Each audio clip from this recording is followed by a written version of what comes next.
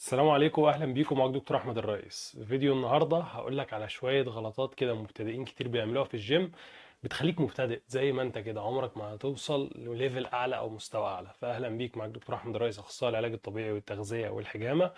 ويلا بينا على الفيديو.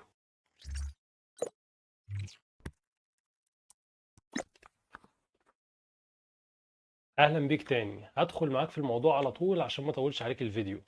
اول حاجه واول خطأ للاسف كتير جدا بيقع فيه، وهو ان انا بدخل التمرين مش بتاعي، بدخل تمرين واحد تاني خالص. ما شفتش نفسي في المرايه، ما بصيتش على شكلي في الصور وشفت ايه العضلات اللي ناقصاني او ايه العضله اللي عندي كبيره والعضله الضعيفه او الصغيره اللي عايز اكبرها واكبرها. لا، انا بشوف جدول مش عارف مين واخش بيه، او جدول محفوظ، او يقول لك الاساسيات، التمرين البيزك، تمرين الظهر، السحب العلوي، السحب السفلي، البار، الكذا، بدخل بيه. طب انت عارف التمارين دي لايه؟ طب انت عارف العضلات دي عندك اصلا كبيره ولا مش كبيره؟ طب هي العضلات دي موجوده اصلا ولا لا؟ لسه مش موجوده. محتاج ان انت تعمل الاساسيات الاول قبل ما تخش للزوايا وتشوف الدنيا دي. فلازم تبص على جسمك الأول، بص على نفسك في المراية، خد وقتك وحط التمارين اللي تخدمك. يعني أنا واحد بحب الترابيس، عايز أطلع ترابيس، إيه اللي يخليني أروح أبدأ تمرين الظهر بتاعي بتمرين للور باك أو العضلات من تحت؟ طب ما تبدأ ترابيس. مش أنت عايز تطور عضلة الترابيس؟ ابدأ بالترابيس. أنا واحد الباي عندي صغيرة والتراي عندي كبيرة، لا أنا تمرينة الدراع معروفة يا دكتور إن بخش التراي الأول لأن التراي 70% من الدراع. تمام، بس أنت عايز باي، أنت مش عايز تراي، ما تدخل باي. انا سماناتي ضعيف، عايز شكل السمانات يبقى كبير، طب ما تبدا تمرين الرجل بالسمان. ايه ده انت بتقولي اخش السمانه في تمرين الرجل؟ لا طبعا لازم الكوادريسبس. مين اللي قال لازم؟ انت فنان، انت اللي بتشكل العضلات اللي انت عايزها، انت اللي عايز الشكل الفلاني. هو انت بعد شهر او شهرين لما السمانه بتاعتك تكبر ويبقى شكلها كبير وحلو هتبقى مبسوط، ولا هتقول بس انا ما دخلتش كوادريسبس، ما دخلتش العضله الاماميه، انا كده لا انا متضايق؟ لا، هتفرح. هتشوف الزاويه اللي انت عايزها انها كبرت، او العضله اللي انت عايزها كبرت، فهتفرح. فده اول غلط اوعى تقع فيه. نخش على الغلط التاني. اتمرن العضله مره في الاسبوع ولا اتمرنها مرتين؟ الناس بتقول ان انت لو اتمرنت مرتين الكتله العضليه هتزيد وهكبر في الحجم. لو اتمرنت مره واحده لا، انا كده مش هزيد الزياده اللي هي. تفتكر انهي صح؟ مفيش حاجة اسمها صح. انت اكلك عامل ازاي، انت نظام يومك عامل ازاي، انت شغلك كام ساعة، انت طاقتك عاملة ازاي، ساعتها انت اللي تقرر. هتعرف تتمرن عضلات جسمك مرتين في الاسبوع، يبقى لازم تكفيها من الاكل، لازم تكفيها من الراحة والاستشفاء. يعني ما ينفعش ابقى شغلي مثلا 8 ساعات او 10 ساعات، اللي هو انا طول اليوم بره البيت اصلا وما باخدش معايا وجبات او ما باكلش بره كويس، وتقولي انا بتمرن عضلتين في الاسبوع. انت كده بتهلك نفسك، بتحرق في نفسك.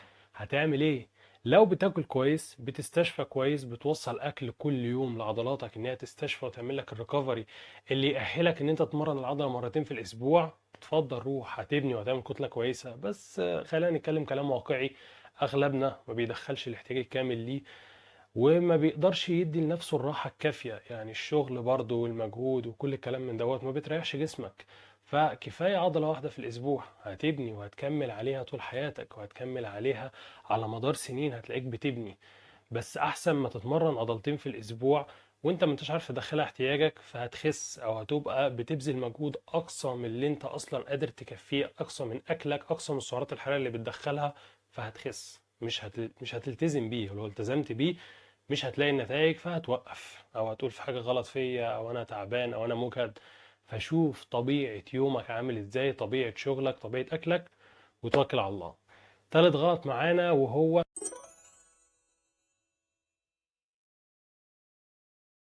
انا اخيرا حوشت ال2000 جنيه او ال3000 وهجيب المكمل وهعمل الفورمة. كنت بستنى بطلوع العين لحد ما اجيب المكمل ده عشان اتمرن بقى وابقى خلاص هعمل الفورمة اللي انا عايزها. غلط.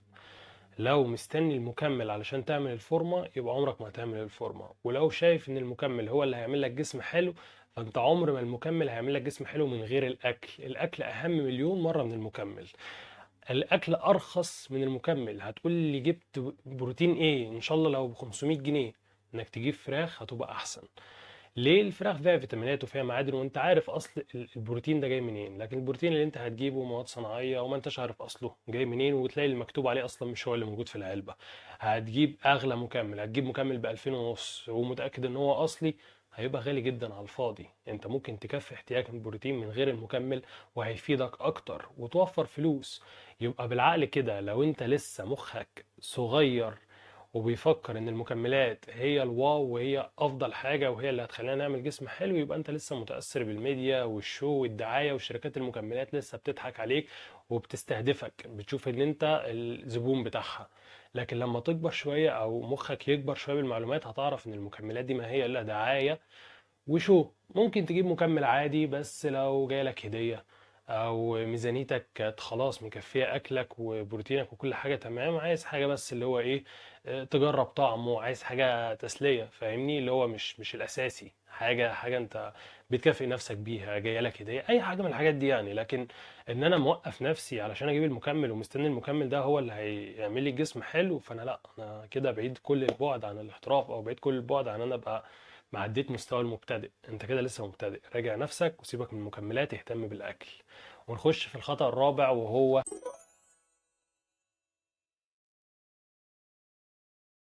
انا راجع من الشغل تعبان ومش قادر وما اكلتش النهارده قد كده، بس انا منضبط، انا شخص لازم اروح الجيم 6 مرات في الاسبوع او 5 مرات ومش هوقف، ولازم كل يوم هروح.